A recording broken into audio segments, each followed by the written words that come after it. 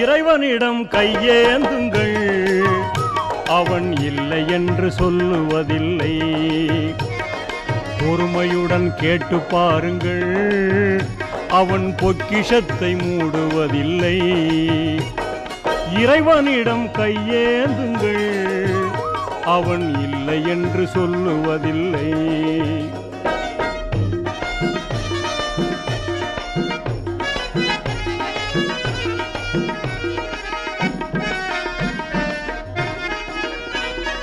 இல்லை என்று சொல்லும் மனம் இல்லாதவன், ஈடு இணை இல்லாத கருணை உள்ளவன், இன்னல் பட்டு எழும் குரலை கேட்கின்றவன், எண்ணங்களை இதயங்களை பார்க்கின்றவன்.